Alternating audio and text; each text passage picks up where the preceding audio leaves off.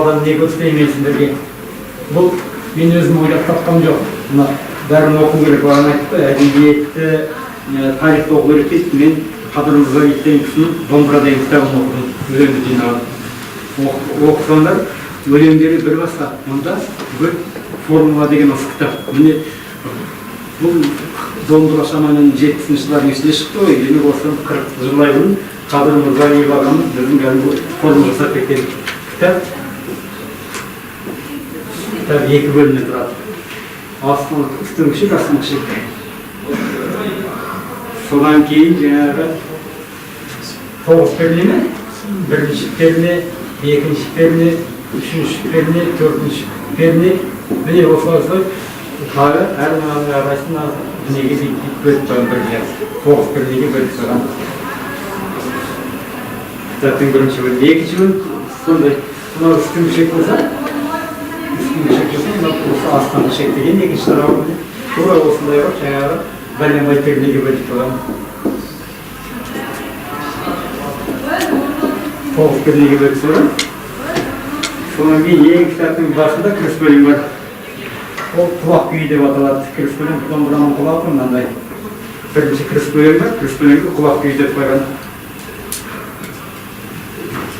Ең соңғысы бар, ең соңғы несі бар. Ең соңғы өлең бар, қорытынды оған тиек деп қойған. Міне Қадыр Мырза домбыраны алған ба, домбыраны кітап пайдаланысына 2 тараудан тұрады, 2 бөлімнен тұрады, 2 бөлім әрқайсысы 9 тараудан тұрады, кіріспесі бар, түйіндейтін өлеңі бар, кәдімгі өлең кітабы, домбыраның формасы салып шыққан. Ең алғаш мен содан домбыраны таңғалдым. Содан кейін, содан үйреніп өтірсін, содан біраз нәрсе үйрендім. Бүкіл кітап формула. Міне сондықтан кейде сен тақырыпты алдымен жазуын тауып алуға болады. Әйтпесе тақырыпты қойып алған, тақырыпты қойылмасаң, артынан қойып шығуға болады. Бірақ оның барлығы айналып келгенде үйресінге, ырғаққа сенің айтайын деген нәрсең тақырыпта тұру керек. Бірақ тура тақырыпта тұрғанмен, ар жағында айтылмаған бір нәрсе, тағы жасырын бір нәрсе тұру керек. Сол болып тақырып өлдер, өзімізге біртінде жетсеміз. Тағы телеарнадағы тақырыптар мысалы бізге кейде бір кейіпкерге байланысты тапсырмалар беріледі. Енді жаңағыдай бір кемеңгер деген сияқты нәрсені аса алмай жатамыз. Бұны таптауын болған тақырыптар. Бірнеше нәрсе бар. Біз өзіміздің үлкен нәрсеміз пайдаланбаймыз. Бірінші, мынау Ісмет Кеңесбаев деген ақсақал болған, сіздердің Құлмат Өмірәлиев деген жерлестеріңіз болған. Сол Құлмат жинағы Ісметтің атынан шықты. Қабатының фразеологы сөздігі жатқа білу керек. Бүкіл мақал мәтелді бөлшек табылды. Көп нәрседе біз бірінші ең алдымен мақал мәтелді іздейміз. Егер жалпы соны көріп қойса емес, бірақ ана ізденгенге оңай кейде. Демек сендер неғұрлым мақал мәтелді көп білсеңдер, соғұрлым сендерге тақырып табу жеңіл болады. Өйткені себебі жаңадан ештеңе жоқ. Жаңадан бір оқиғалар болады да, бірақ осылардың барлығы баяғыда болып кеткен, қазақ барлығын айтып кеткен. Біздің қатеміз соның бәрін оқығанымыз жоқ, онан кейін көңілге тоққанымыз жоқ. Соның бәрі ойларында болса, ешқандай нетпейсіңдер. Екінші, барлығы біздің ана жырауларда бір сөз, екі сөз, бір жол, екі жолдарында керемет аналықтар жатыр. Демек, біз ауыз әдебиетін кәдімгі күңірен күн астында жатқан Қазтуғанбек, Қазтуғанбек Ақтанбек, Шал ақыны бар. Оның 5 ғасыр жырлайтын кітап бар. Сол кітапты жақсылап оқысаңдар, мыңдаған тақырып сол кітаптың беттерінде жатыр. Бұны оқу керек, ең алдымен оқу керек. Өйткені себебі 30 жасқа дейін, 30-дан асқанша оқығандардың миларын таралады. 30 жасқа дейін оқысаңдар, ар жағында 33 жылға 63-ге дейін жұмыс істейсіңдер ғой, ел адамдар, әйелдеріміз бар тұрады, бірақ қай жерге бір тоқтайтын жоқ. Құдай білетін. Ар жағында 30 жасқа дейін оқығандардың сенден 60 жасқа жетеді. Одан кейін сендер тек күнделікті информацияны оқысаңдар болып, күнделікті не болып жатқанын оқысаңдар, негізгі білімді 30 жасқа дейін жинау керек. 30-дан кейін адамның басына оққан қалады. 30-ға дейін оққан ешқайсысын ұмытпайсың. Мен мақала жазып келе жатқанда кезінде оқыған Қадырдың өлеңдері, Әбділдә Сақалдың өлеңдері, Мұқағалидың өлеңдері, Жұмекеннің өлеңдері өзіне өзі күлдірді. Ештеңемен жаңағы жетпей, кейде мақала жазуынан кейін тәсілі бар. Енді бірге айтып бірге кетатырмыз, неге соның тәсілерге тәсілін айтып көрейін. Оған дейін сенің сұрағыңа жауап, екіншісі жаңағы халықты айтып кетті, екіншісі біздің адамдардың жаңағы ғұламалардың сөздерінде көрсетті. Демек, неғұрлым солар көп оқысаң, кейде абайдан табылған жоқ, ештеңе жоқ. Сондай дүние оңайда болады. Онан кейінгісі мен айтқан жаңағыда шеберлік, үшіншісі өзіңе байланысты. Енді мен ауызда жаңа айттым, мына ешқашан ауыр болмайды, материал жинау деген болады. Мен тәжірибемде айтайын, егеменді еске жүргенде біздің Шишахи деген Гималайда 93 жылы таудың басында Гималайда өтіп қалды. Сол кезде мұзболақтар, бұлайдың мұзарттардан жетіп кішкентай ғана егеменнің көлемі көтермейді ғой, кішкентай ғана материал бермейді, бірақ ана материал сәл ғана үлкен себебі шерғамыр топастаған айтты, енді қайсы болғаннан кейін тауда иманды болсын, кішкентай материал 100 жылдан аспасын еді, ал менде материал көп қалып қойған. Содан кейін мұзболақтар бұлайдың мұзарттардан Шишахи иман қасында екі адам өзімен соны мақала алып бердім, содан кейін мен бүкіл тауды өлгендер туралы жинай бастады материал. Ең үлкен қазақтың айтқан несі болды, Қазбек тауында Кавказ өлді, оның материалдары жинап қойдым жеткенді. Одан кейін Хан-Тәңірде Қансен өлді, одан кейін Гималайда біздің екінші екіпестеріміз бар, соның барлығын жиналып бірақ ешқашан жазған жоқ. Өткенде сентябрь айында осы біздің Хан-Тәңірінде бір қазақ арқасында біреулер екеуі қаптады ғой.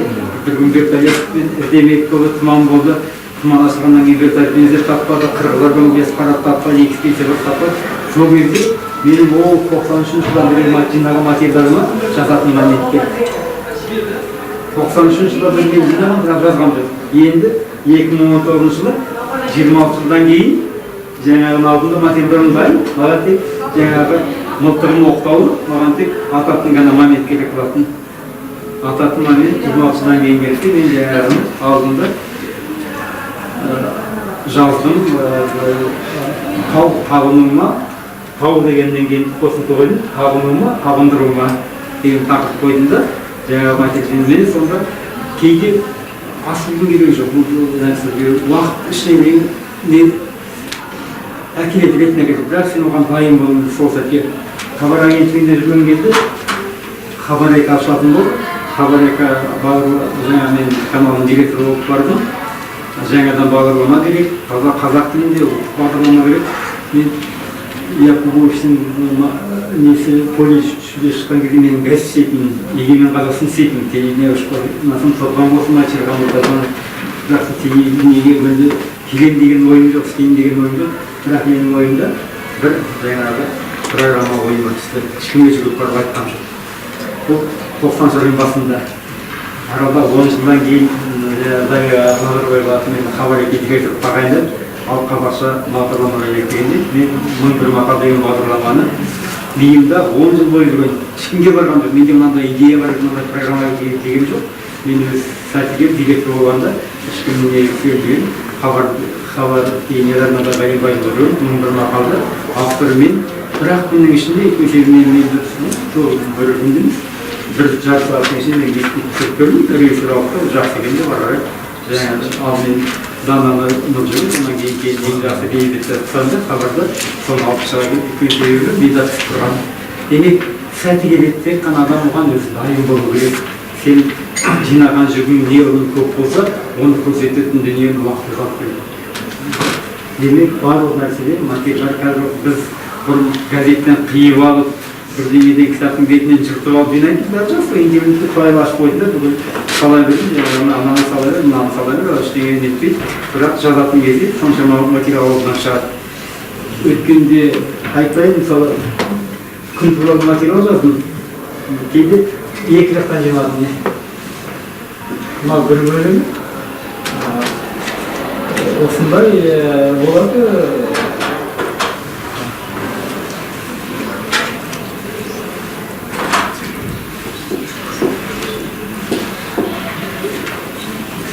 Мына менің қолыма екі чемодан екі шимадан біріншісіне мен салдым жаңағы тақырыбын күніне кәдімгі аспандағы күн. Алдымен мен ақындардың, қазақ ақындардың күн туралы өлеңдерінен кәдімгі алдым. Жұмекенде бар, Ғани Ормановта бар, бірнеше күн туралы өлеңдерді алдым. Содан кейін біздің әндерімізді, әрқашан күн сөнбесінен бастап әндерімізден алдым. Тағы барысында демек мына бөлімде мен әдебиет болды. Мына бөлімде ғалымдардың күн туралы зерттеулері, Шижевский қалай зерттеді, кім қалай зерттеді, мына кім, екінші бөлімде менде ғылыми дүниелер болды. Демек осы материалдар бәрі әбден жиналғанда мен мақаланы жазып отырдым. Бірақ мақала оқып шыққан кезде ол мынандай болды.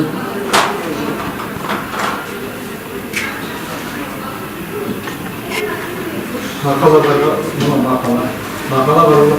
Мынау мен мынада жинаған материалдардың 8-ден 1 ғана, 10-нан 1 демек 8-ден 1 ғана сиды. Мынау жинаған біраз мені материалды көп жазған да жақсы. Кәдімгі құрт мынандай бөшкеді ғой, сен қайнатасың, біраз буышып кетеді, қапқа салып түзесің, біраз суышып кетеді. Онан кейін сығасып материалдың неғылың көзіне, бірақ оның барлығын егер мен мына екеуін қосылсам, менде мынандай болады. Мен оның ішінен сығымдап қана алып, керектерін етіп, мына екі осындай дүниеде менде мынандай дүние шықты. Осыған үйрену керек. Материал қазір жағдай жақсы, материал неғылың көп жинай берді, бірақ оның барын қыпалап таға берген керек жоқ. Керектісін ретімен жүйесін, соң кейін мынаның ішінде не істедім? Мынаны енді мынаны қарайтсам, мына өзі мынандай ғой. Мынау енді мынаған айданады. Мен мынаның өзі мынандай болады. Мынаның өзі болады. Мен мынаны көйтіп қарайын. Монтаж жасауын білесіңдер, кішкентай дұрыс бүйтіп қойсам, мынау көшем мынаны көйтпендегіміз. Көйткендегі алдымен де қолымен көретін, ана көптің көретін, мен былай сөйлеймін. Мынаның біреуінің алдында бүйтіп қойдым. Содан кейін мынадан ғылыми деректер алдында былай қойдым. Мына бірінші бөлім бітеді. Бірінші бөлім біле, осындайдан менде 4 бөлім болды. Мынадан алам, мынаның ең басына әкелген әдебиеттегі өлеңдердің мысалдарды әкеліп мынаған қоясың. Ол сөзбен келеді әрине. Онан кейін ғылыми деректер аласың, былай жазасың. Екінші бөлім бітеді, тақырып қоясың. Осындайдан менде сонда мынаған ең кетеді, сонда болады бізде, мынаның бітпей қалады. Оның сен созасың ма? Мынаған келеді, мынандай. Бәрі көлім, мына жиналған көлімнің мынандай ғана 5-тен 1 ме, ал өзінің жеке формуласы мынандайдан, осындайдан әйтеуір біледі. Сонда екі жақтан жиналған материал, біреуі бір-біріне қатысты сияқты ғылыми дүниелер, екінші ешқандай ғылыми негізі, әншейін көркем дүниелер. Бірақ тақырып ортақ күн туралы болады. Осы, сонан кейін менде басында шарт болған тақырыптар. Себебі, онан кейін менде демалай болды, менде 3-ші ұзақ болғанарда. Содан кейін қарадым да, 10 тағы 2-ге бөлтірдім. Мынау менде ұзақ болған. Алдымен 3 тақырып жасайын деп ойлаған. 1-ші тақырыпша, 2-ші тақырыпша, 3-ші тақырыпша. Қарасам 3-ші бөліммен көп болып қалды. Содан кейін 3-ші бөлім алдында мен 2 бөлімде, содан кейін 3-4 жасадым. Енді қарасам, мына екеуінің тақырыпшасы бірдей ырғаққа ұйқасады, мына екеуінің бөлек екен. Не мен мына екеуін өзгертуім мүмкін. Әйтпесе мына екеуін өзгертуім керек. Алдында мына екеуін қалдырында, мына екеуіне мынаға ұйқасатын, мынаға стиліндегі тақырып зәлім. Міне, шын істей білсіңдер, былай айтқанда, сол қалпында кейде біледі, бірақ біртіндеп шеберлікке жеткізген жол сонда, төртеуінің әрқайсының үйлесімі ішкі тақырыптарында бар. Алып оқысаңдар, информбюрода дайын тұр. Мен тек қана сіздерге мына формулаға сап бердім. Осылай жұмыс істеу керек өздеріңмен. Толқымай, жеп-жеңіл. Тез жазасыңдар, материал бар. Тез жазасыңдар, ауыз әдебиетін, тілді жақсы білесіңдер. Тез жазасыңдар, сауаттысыңдар. деңгейі сауаттылықты айтамыз, мен сізге қой сұрастырып үйретемін. Тез жазасыңдар, материалдар ең тез жазасыңдар, логикалық жағынан дамығансыңдар. Ең тез жазасыңдар, формулаға сала білесіңдер. Осыны үйрену керек, өзіңді адам әр жылдан сөзін тәрбиелеу керек. Бастауышты соңына қоятындар ше, сөздің соңына. Ол Нартай ғой, Жайна. Ол жақсы. Сіз мысалы Гүлнар Салықбаев балалар солар сынайды ғой? Сынайды. Сынағанда дұрыс, сынамағанда дұрыс. Ол не? Егер бәрі қиыс тұрса, бастауыш басында тұрса да саған түсінікті болса, егер түсінікті болса, әңгіме бір нәрседе түсінікті болу керек. Түсінікті болу керек. Нартайдар мектепті себебі телевидениені ең аяғына 2 күн беру керек. Егер соғыс басталды десең, қазақ тілінде жаңағы дұрыс заң сақылған. Басталды соғыс десең, түсінікті, бірақ газетке жазғанда соғыс басталды ғой. Телевидение тұрғанда басталды соғыс болу керек. Анаған соғысқа 2 күн келеді. Тек қана сондықтан анау айтқандай жазбада көп оның керегі жоқ. Поэзияда толқындарға қолдануға болады. Ал журналистиканың жазбасында керегі жоқ. Ал эфирден айтқан кезде ешқандай несі жоқ. Басталды жаңағы бірдеңе науқан, тағы бірдеңе, бірақ бас несі әлгі жалғауларға желініп қалмау керек. Бізде көбі қателіктен барлығы жалғау желіктен жеп қойғандықтан, жалғау жоқ болса сөздер қисықпай қалады. Бастап соғыс десең жоқ, уже басталды емес, айтылмай қалды. Бастап соғыс десең, Нартай оны айтса да, онда жоқ. Басталды соғыс десең, Иракта мен Қазақстанда айтып тұрамын, Иракта басталды соғыс десең, бастап соғыс десең, тағы бір сөз жоқ. Жіберді ме, бастап кетті ме, бір сөз болмай қалса, демек ол түсініксіз. Сондықтан жарыса біле, бірақ бүкіл сөздер түгел болу керек. Баяғыда қызық болған. Радиода Сейілбек деген ақын болды. Әбдікәрім деген естіңдер, есімдер, азат сал серігісі, темір шағалары сияқты. Соның қатар досы болды. Сарыбайдың. Сонан кейін кәдімгі біздің әлгі композиторымыз оларға Жоламан Байтұрсынов бар, музыкалық редакциясының бастығы болды. Содан Сейілбек бір апта бойы шиыр құрып кеткен жоқ. Программа кету керек. Радиода 2 программасы бар, екеуінде де повтор беріп, біреуі сет, бір аптадағы жасайтын программасы. Келесі аптада дүйсенбі күні келеді, ол бір апта қыдырып кеткен, Сейілбек екен. Содан кейін Жоламан айғайлап ұрсып, жұмыстан кетесің, премиядан шығасың, түсініктеме жасы қайда болдың дейді ғой. Анау бастығы мәндіріп отырған түсініктемесін жасап, ат жөні бастығының есіне түспей, Жоламан деген Даман жол деп қойыпты. Анау Тұрсынбаев, компаниясы Тұрсынбаев деген Байтұрсын жас қойыпты әйтеуір. Сөйтіп басқарып отырған әлі түсініктеме апарып берсе, анау оқышы онан соң қаңғып кеткен өз алдында менің ат жөнін неге дұрыс жазбайсың, жалғыз бастығың менің ат жөнін дұрыс жазбайсың деп жынданып кетеді. Оқылып айтады деді, көке не қыл дейсің, әріптерің түгел екен ғой деп айтты дейді. Аман жолы Жоламан, Тұрсынбаев қой. Сол сияқты әріптері түгел болса, телевидениеде жүре беру мүмкін, себебі ырғақтан алады. Бірақ тілдің заңдылығы ол телевидениеде исключение жасауға болады, бірақ жазба журналистерде бастаушы басында, баяндаушы аяғында толық нету керек. Кейде сөйлемдерді бөліп ол енді шеберлікке байланысты. Сен шеберлікке жеткеннен кейін ешқандай не жоқ, сен не жазбағын, кейде бір сөздер жазбай кетсең де, шебер адам сөзін жазбай кетсең де, оқырман оны тауып алады. Онан кейін контраст, жаңа айтқандай контраст тақырып дедік қой, контрасттар бізде әдеби сезу, тек қана оқи беріңдер. Жарасқан әбдіраш режиссерінің поэзиясында өте керемет контрасттар бар. Бірақ соны ешкім жарасқанды оқыңдар емес. Оқу керек. Жұмекенді оқыңдар. Жұмекеннің мен тақырыптап қойсам дедім, Жұмекеннің өлеңдерінің барлығында тақырып тұр. Қадыр Мырзалиев жазады. Мен Жұмекенге қатты қызыққан 2 жыл болды деп. Ауырлығы жеңілдегі көбіктей, ауырлығы табыттай. Табыттай ауыр, көбіктей жеңіл. Поэзияда керісінше ауырлығы. Міне көрдіңіз ғой, поэзия жүре береді. Қара сөзден жасаң, табыттай ауыр, көбіктей жеңіл. Поэзияда ауырлығы жеңілдеп көбіктей ауырлық табытпайды. Міне сөз ойнатылған емес, контраст деген осы.